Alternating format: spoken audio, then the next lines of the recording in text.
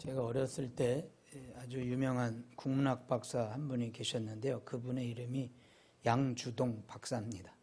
자칭 국보라 했고 또 이렇게 괴짜 이야기를 많이 하시던 분인데, 그분이 큰 공로가 있는데 그것은 신라시대의 향가들을 현대어로 이렇게 번역을 하는 것에 탁월성을 드러내신 분입니다. 그분이 번역한 신라시대 향가 하나를 소개해 드리도록 하겠습니다. 처용가라는 향가인데요. 제가 한번 읽어보겠습니다. 동경 밝은 달에 밤들이 논일다가 들어와 자리 보니 다리가 넷이어라.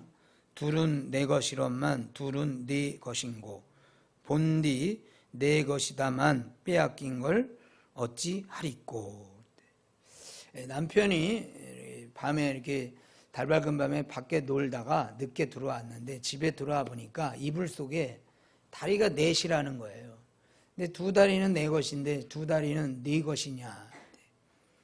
이것은 그 간통 현장에 대한 어떤 비유적 표현이라 이렇게 볼 수가 있습니다. 상징적으로 아내가 어떤 남자랑 같이 이렇게 잠자리에 있다, 그런 식으로 우리가 이해할 수 있는데요. 오늘 우리가 읽은 출애굽기 32장 7절을 보면 이런 구절이 나옵니다. 여호와께서 모세에게 이르시되 너는 내려가라. 네가 애굽 땅에서 인도하여 낸 네 백성이 부패하였도다. 그래서 부패했다는 것은 영적으로 말하면 이스라엘 백성이 하나님 앞에서 간음했다, 이렇게 표현할 수 있는 것이죠. WBC 주석을 보면 이 32장을 이렇게 소개하고 있습니다. 본 단락은 여호와와 맺은 엄숙한 언약 체결 이후에 있었던 이스라엘의 불순종에 대한 기사이다. 그랬어요. 엄숙한 언약 체결 이후에. 그래서 32장은 하나님과 이스라엘 백성들이 시내산에서 엄숙한 언약 체결 이후에 있었던 이스라엘의 불순종에 대한 기사이다. 그래서 제가 지난 설교 때 그런 말씀을 드렸습니다. 마치 이스라엘은 신혼 첫날 밤에 간음을 한 것과 같다. 그것이 바로 32장 1절에서 6절까지의 내용이라 볼 수 있어요. 오늘 본문은 그렇게 영적으로 하나님과의 언약을 깨버리고 간음 상태에 빠진 이 이스라엘을 향한 하나님의 대응이라 이렇게 볼 수 있어요. 말하자면 이스라엘 백성들이 하나님의 신부라면 그 언약을 깨고 간음을 한 이 신부에 대해서 신랑 되신 하나님의 입장은 어떨까? 여러분들은 어떠셔요?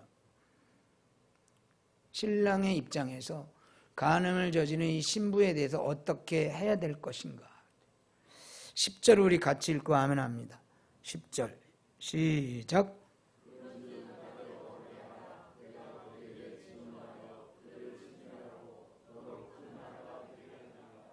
아멘.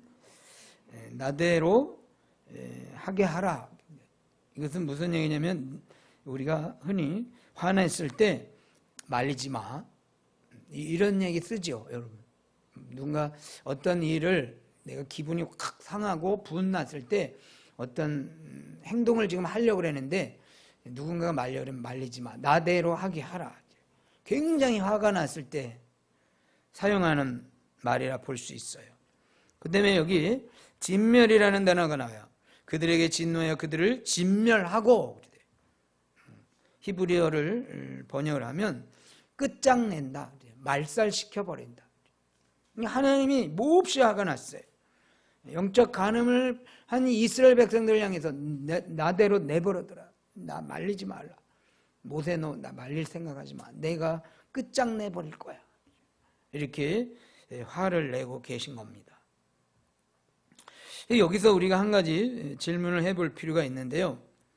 여러분, 하나님이 화가 나시면 이렇게 막 감정이 폭발하시고 내버려둬, 나 말리지 마, 뭐 이렇게 흥분한 그런 감정 조절이 잘 안 되실 만큼 그런 분이신가? 여러분 어때요? 여러분들은 우리가 화가 나면 이게 잘 절제가 안 되는 경우가 많이 있잖아요. 그래서 막 엎지르고 부수고 뭐 때리고 막 어떤 일이 일어날 수 있는데 하나님도 그런 분이시냐? 어떨까요? 그런 분이실까요? 하나님은 그렇게 뭐 화가 나셔서 이성을 잃고 그런 분은 아니셔요. 그런데 오늘 10절은 마치 하나님이 그렇게 막 감정적으로 이성을 잃고 이스라엘 백성들을 끝장내버리겠다 뭐 이런 식으로 표현한 것은 과연 어떤 의미인가? 이런 경우를 성경 해석학에서는 신인 동형 동성론적 표현이라 그래요. 어려운 의미인데 문학적 기법에 신인 하나님과 사람이 동형 동성 형태와 성품에 있어서 어떤 그런 동일한 의미로 그러니까 사람의 입장에서 하나님의 성품과 하나님의 형태를 표현한 것이다. 이렇게 말하고 있습니다. 문학적 기법입니다. 예를 들어서 하나님이 우리를 하나님의 손으로 우리를 보호해 주신다 그랬어요. 믿습니까? 네. 한번 아멘 해보세요. 하나님이 우리를 보호해 주신다 믿습니까? 네. 그럼 하나님 손이 있어요? 네. 손은 없어요. 하나님 손이 없지만 마치 우리들이 어떤 어른이 부모가 아이를 이렇게 돌볼 때 손으로 돌보듯이 그런 인간적인 의미에서 인간적인 표현으로다가 하나님을 표현해 주시는 거예요. 우리 저기 유아실에 준서가 있습니다. 준서가 있는데 준서에게 점심을 먹을 때 준서 엄마가 이렇게 얘기를 해요. 준서야, 이제부터 네가 중식을 먹어야 된다. 인간은 조식, 중식, 석식이라는 그런 삼식을 먹어야 된다. 이렇게 표현하나요? 그러지 않아요. 뭐라 그러죠? 맘마 먹자. 그러니 준서 맘마 먹자. 어린아이식으로 표현을 하는 거예요. 그래서 하나님의 성품을 우리가 설명하기가 어려워요. 그래서 인간의 어떤 수준에서 표현하는 방법을 신인 동형 동성론적 표현이다 이렇게 말하고 있는 거예요. 다시 10절을 보겠습니다. 그런즉 나대로 하게 하라. 내가 그들에게 진노하여 그들을 진멸하고 너로 큰 나라가 되게 하리라. 내버려도 내가 이스라엘 백성들을 완전히 끝장내 버릴 거야. 이렇게 표현을 했어요. 근데 이 표현은 하나님이 이렇게 화가 나신 것은 맞지만 이 사실을 통해서 표현하려는 것은 그만큼 화가 날 만큼 이스라엘이 큰 죄를 지었다는 거예요. 이스라엘의 죄가 그만큼 큰 것을 문학적 기법으로 하나님 마치 이렇게 막 감정적으로 대응할 만큼의 그런 어떤 이야기를 지금 소개하고 있는 거예요. 자, 그런데 14절로 가보면 이 이야기가 반전이 일어나고 있는 것을 봅니다. 우리 14절 읽고 하면 합니다. 시작.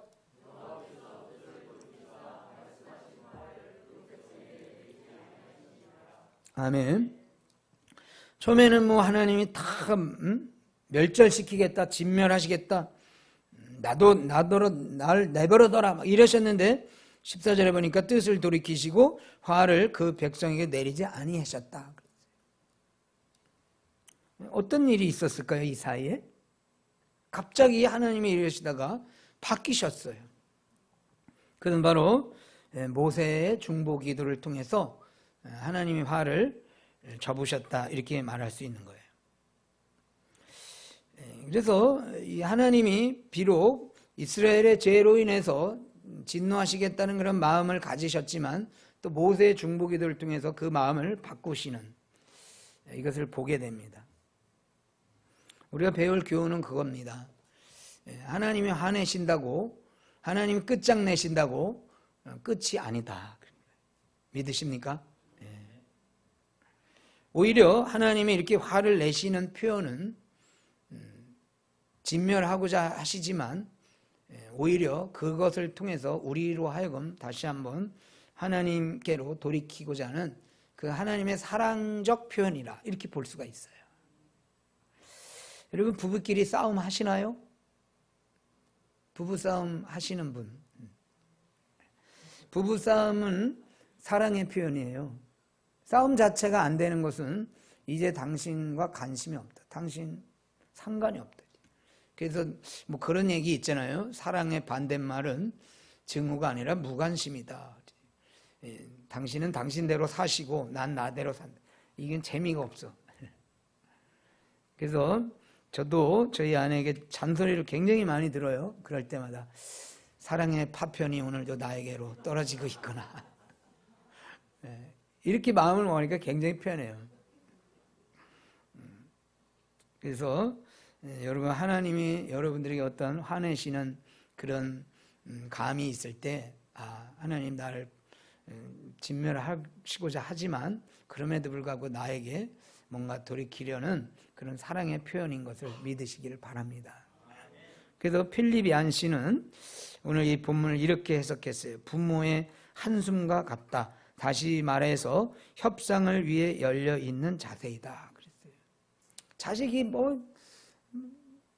막 죄를 지면 부모가 때리지도 못하고 또 안 때리지도 못하고 그냥 한숨을 푹 쉬는 거예요. 우리 자녀 여러분, 부모님이 한숨을 쉴 때 너 나가 죽어 막 극단적인 말도 하잖아요. 그것은 너 나하고 협상하자. 열려 있다 이거예요. 아직도 부모님이 나를 버리시지 않고 사랑하고 있다는. 그래서 이 얀 씨의 표현은 굉장히 좋은 것 같아요. 협상을 위해 열려 있는 하나님의 화내심이 진짜 나를 죽여버리시고 망해버리시는 게 아니라 너 나하고 좀 협상 좀 하자. 그래서 구약 성경의 주제는 두 가지예요. 하나는 이스라엘 백성들이 죄 지은 거에 대한 하나님이 화내시는 것. 하나님의 공의적 성품으로 이스라엘 백성들이 죄 지은 거에 대해서 화를 내시는 것. 그리고 또 하나는 그럼에도 불구하고 언약의 근거에서 그 죄 지은 자들을 용서하시려는 사랑. 그래서 구약 성경의 주제는 크게 두 가지예요. 공의와 사랑이에요. 그 죄 지은 거에 대해서 심판하시고자 하는 항상 하나님 칼을 드셔. 죄 지으면. 그런데 다시 접으셔. 왜냐하면 내가 널 사랑한다고 그랬지. 그 언약을 근거로 해서 다시 회복시키시려는.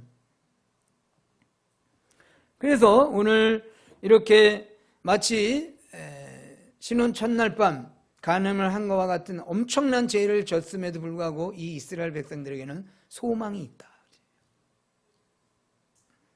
그러면 이제 이렇게 죄 지은 상태에서 하나님이 이스라엘 백성들을 버리지 아니하셨다고 했을 때 그럼 죄 지은 그 이스라엘 백성들은 어떻게 해야 할까? 11절로 가봅니다. 모세가 그 하나님 여호와께 구하여 가로되 죄 지은 이스라엘 백성들을 대신해서 모세가 기도를 합니다. 여러분 우리가 하나님 앞에 엄청난 죄인이라 할지라도 소망이 있는 것은 하나님 앞에 기도할 수 있다. 따라해 보겠습니다. 기도의 문은 항상 열려 있다. 믿습니까? 그래서 기도, 죄 지었을 때 특별히 내가 하나님이 화내신 것 같이 하나님 화내시잖아요. 그죠? 하나님 나를 향해서 굉장히 화내셨어. 그랬을 때는 끝장났구나. 그런 마음도 있지만 그럼에도 불구하고 내가 기도해야 되겠다. 근데 중요한 것은 기도해야 되겠다는 것도 중요하지만 기도를 어떻게 하느냐. 기도의 내용이 중요해요. 하나님이 기도의 내용을 보셔요. 그래서 오늘 본문을 보면 11, 12, 13절 세 가지가 나오는데요. 모세의 기도의 내용은 11절은 우리를 이스라엘 왜 구원하시고 다시 멸하시려 하십니까? 그런 뜻이고요. 12절은 이스라엘을 멸하시면 애굽인들이 조롱할 수 있는 기회가 주어집니다. 그 다음에 13절은 하나님 언약의 약속을 하셔놓고 왜 그 약속을 무시하려 하십니까? 그런 내용이에요. 그래서 출애굽기 해밀턴 주석을 보니까 이렇게 모세의 기도를 요약해 놨습니다. 어떤 점에서 모세는 백성들의 죄에 대해서 핑계대지 않는다. 그는 하나님이 아무것도 아닌 일을 과도하게 대응하신다고 주장하지도 않는다. 그러면서 이렇게 얘기해요. 그의 호소는 전적으로 하나님과 하나님의 성품, 하나님의 평판, 그리고 과거에 행하신 하나님의 선하심으로 향해 있다 그랬어요. 이해가 안 되시나 봐. 말하자면 모세의 기도는, 그 기도의 내용의 중심은 뭐냐면요, 하나님의 성품과 하나님의 평판과 하나님만을 위한 그런 기도의 내용을 가지고 하나님 앞에 나갔다는 거예요. 그래서 이 기도를, 모세의 중보 기도를 주석해 놓은 성경이 있어요. 시편 106편 23절입니다. 우리 가보도록 하겠습니다. 시편 106편 23절.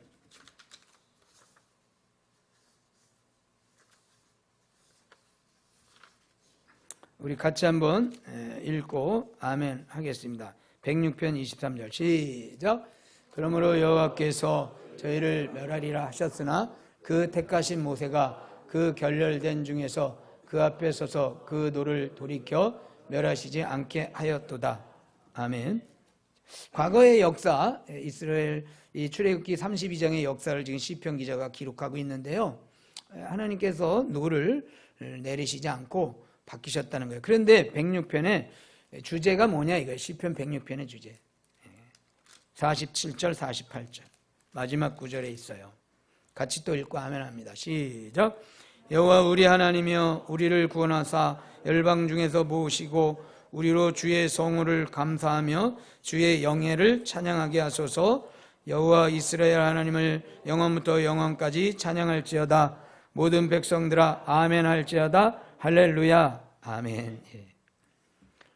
그 이스라엘의 역사, 즉 하나님께서 진노하셨지만 모세의 기도를 통해서 이스라엘을 다시 살리신다는 그 역사를 노래하면서 마지막 결론은 뭐냐면 우리로 주의 성호를 감사하며 주의 영예를 찬양하게 하소서. 그 다음에 영원부터 영원까지 찬양할지어다. 그것은 뭐냐면요, 모세의 기도를 통해서 우리가 배워야 될 교훈은 뭐냐면 기도 응답 자체도 하나님께 영광. 믿습니까? 지금 모세가 이스라엘 백성들 무슨 기도를 드리냐면요, 말하자면 본론으로 말하면 죄 지었지만 용서해 달라는 거잖아요. 그런데 그 기도를 죄 지었지만 용서해 달라는, 사죄의 은총을 내려달라는 그 기도의 목적이 뭐라는 거예요? 따라하겠습니다. 하나님께 영광. 여러분, 우리가, 저도 마찬가지지만 하나님 앞에 사죄의 은총을 구할 때 우리의 목적은 뭐예요? 솔직하게, 하나님 죄를 용서해 주세요 이렇게 구하잖아요. 우리의 목적은 뭐죠? 속이의 목적은 내 마음 평안하게 해달라는 거예요. 왜냐하면 죄 때문에 내 마음이 불안해. 또 하나님이 치시면 어떨까? 하나님이 화내시고 나를 망하게 하면 어떨까? 그런 내 마음의 불안함을, 그 불안함 때문에 살지 못하니까 하나님 사죄의 은총을 내려주세요. 그렇게 기도하는 거예요. 그 다음에 또 하나는 뭐냐면요, 나로 하여금 그런 화를 당하지 않게 해달라는 거 아니에요. 그렇죠? 그런데 물론 그런 기도가 잘못된 기도는 아니에요. 그러나 하나님께서 우리에게 사죄의 은혜를 내리시는 것은 하나님의 명예와 하나님의 영광과, 그리고 우리는 그 하나님의 높으신 이름을 찬양하는 데 두어야 된다. 이번에 제가요 기도응답 받고요, 제 마음이 얼마나 평안해졌는지 몰라요. 제가 이렇게, 물론 그런 것은 하나님께서 주시는 일종의 서비스 선물이에요. 서비스 선물. 정말 기도의 목적은 뭐냐면요, 그 응답을 통해서 하나님의 이름을 높여야 되는 거예요. 믿습니까? 그래서 우리는 이 내 삶의 어떤 형편이 더 나아지고, 또 내가 더 좋아지고, 또 내 몸이 평안해지고, 내 몸이 낫고, 내 사업이 잘 되고, 이런 목적들이 기도의 온전한 목적이 아니라 그 사죄의 은혜를 받음으로 인해서 하나님이 얼마나 영예로우신가, 그분의 이름이 얼마나 만방에 선포되어지냐. 그래서 시편 106편 이 47, 48절을 여러분 꼭 명심하셔야 됩니다. 기도할 때 여호와 이스라엘 하나님을 영원부터 영원까지 찬양할지어다. 이 찬양이 사제의 은총을 받은 자의 이 입술에서 나와야 되는 거예요. 내 마음이 얼마나 편한지 몰라요. 내가 얼마나 좋아졌는지 나가 아니라 이 사제의 은총을 받고 하나님의 이름을 높이는 것. 이게 기도의 목적이 돼야 돼요. 자, 그러면 이런 기도의 목적을 가지고 하나님 앞에 기도를 할 때 그 응답이 어떻게 되냐? 다시 한번 보겠습니다. 32장 14절. 출애굽기 32장 14절 읽고 아멘합니다. 시작. 여호와께서 뜻을 돌이키사 말씀하신 화를 그 백성에서 내리지 아니하시니라. 아멘. 하나님이 이렇게 하신다고 그랬다가 바꿔서 그거 안 한다. 말하자면 인간적인 표현으로 하면 변덕이 일어난 거예요. 그래서 제가 저도 이렇게 변덕을 당한 적이 되게 많은데 크게 두 가지만 하나 소개하려고 그래요. 첫 번째는 신학교 교수님이 이번 학기에는 기말고사를 안 보겠습니다 그랬어요. 그래서 학생들에게 그게 복음이죠. 그런데 기말이 다가왔더니 갑자기 다시 시험을 보겠다는 거예요. 교수님이 변덕스러워. 아니 안 본다 그랬다가 그 다음에 두 번째 경험한 것은 제가 그냥 글로 읽어드릴게요. 헤어지자고 하던 여친이 어느 날 결혼하자고 했을 때 헤어지재요. 근데 어느 날 결혼하재요. 변덕이 일어난 거예요. 그 여친이 다른 여친이 아니고 우리 집사람이에요. 그러니까 너무 이상하게 생각하지 마시고. 자, 그런데 여기서 중요한 게 있어요. 자, 1번 신학교 교수님이 시험 안 본다고 그랬다 본 거, 이것은 좋은 쪽에서 나쁜 쪽으로 변덕이 일어났어요. 2번 헤어지자는 여친이 다시 결혼하자는 것은 나쁜 쪽에서 좋은 쪽으로 변덕이 일어난 거예요. 자, 그런데 하나님의 변덕이 이와 같이 두 가지의 경향이 있어요. 한번 보도록 할게요. 에레미야 18장 8절 우리 같이 읽고 아멘합니다. 시작.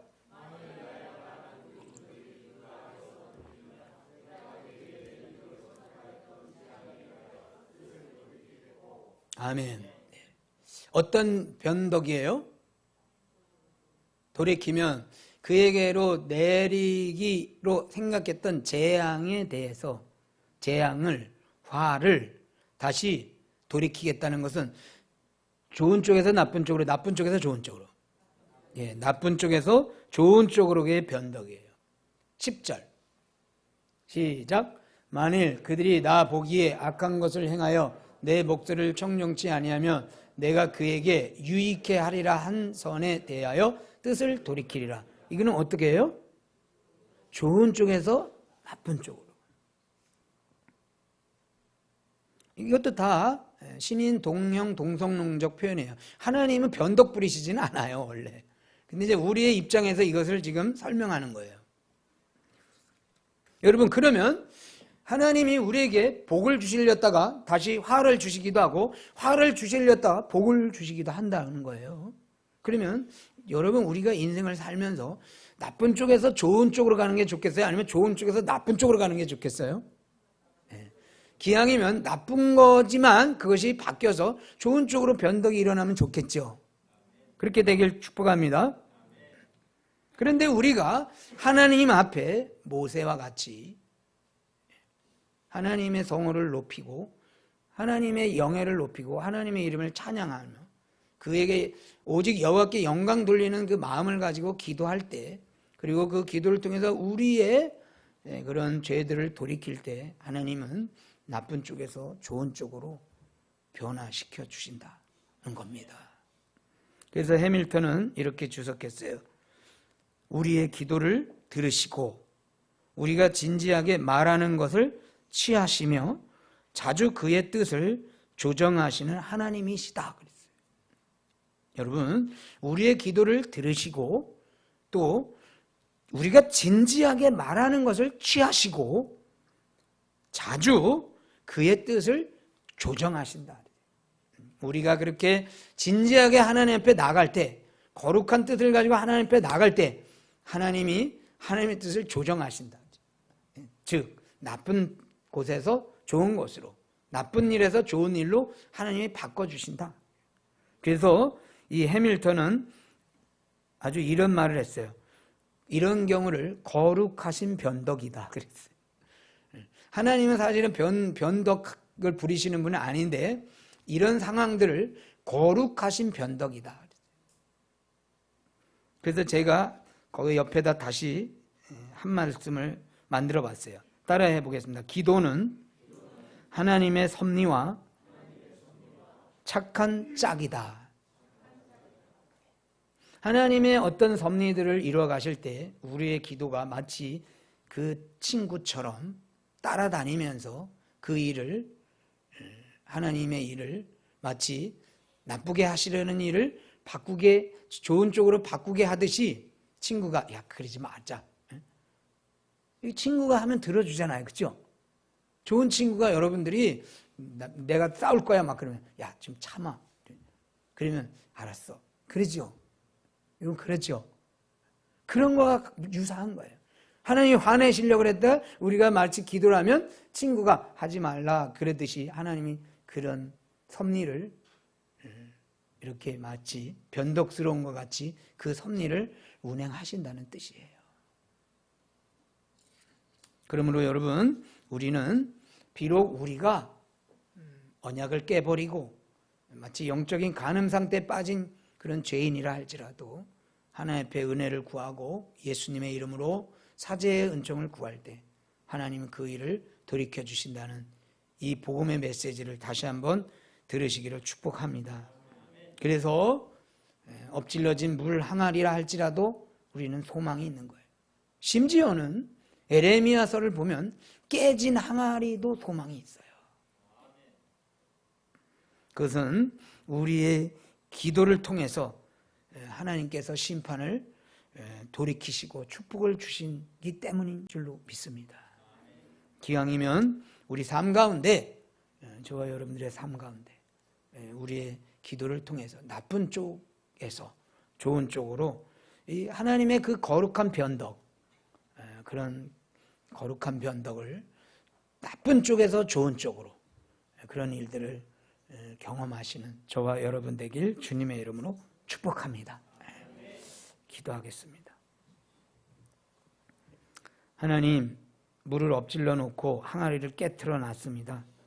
그럼에도 불구하고 우리에게 소망이 있는 것은 우리의 기도를 통해 하나님께서 다시 우리를 축복의 길로 인도해 주신다는 약속의 말씀입니다. 주님 앞에 기도하며 또 돌이키며 하나님의 성호를 찬양하는 믿음의 백성들로 살게 하여 주옵소서.